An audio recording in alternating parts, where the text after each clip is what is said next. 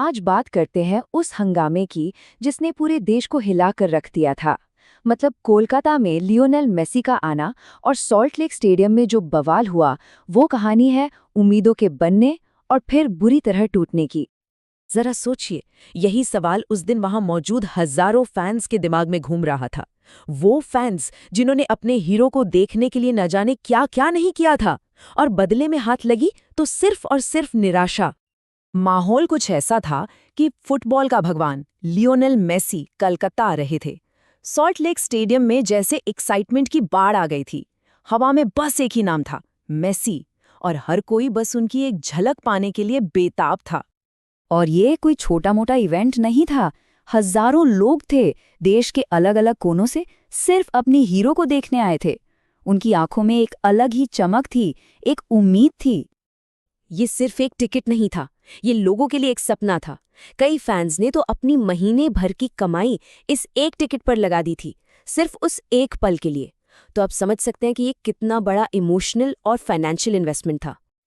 पर वो सारी उम्मीदें, वो सारा उत्साह कुछ ही देर में टूटने वाला था।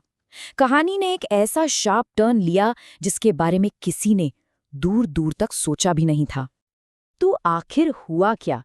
मेसी स्टेडियम आए, लेकिन सिर्फ कुछ मिनटों के लिए, और वो भी इतने भारी सिक्योरिटी के घेरे में कि उन्हें ठीक से देख पाना लगभग नामुमकिन था। और इससे पहले कि लोग कुछ समझ पाते, वो नजरों से ओझल हो गए। लोगों के हाथ में टिकट तो था, पर मेसी का दीदार नहीं हुआ। क्यों? क्योंकि ना तो उन्हें कोई साफ व्यू मिला और ना ही बड़ी स्क्रीन्स पर ठीक से कुछ दिखाया गया। वो मैदान के बीच में तो आए ही नहीं।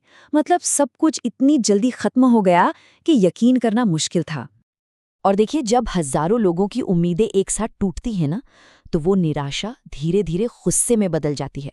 और देखते ही देखते स्टैंड्स में माहौल गर्म होने लगा।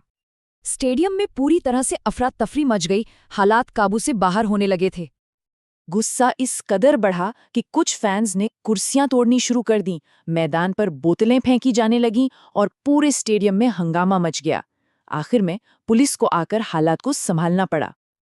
अच्छा, अब इस हंगामे से थोड़ा पीछे हटते हैं और ठंडे दिमाग से ये समझने की कोशिश करते हैं कि आखिर इस पूरी गड़बड़ी की जड़ क्या थी, किसकी गलती थी।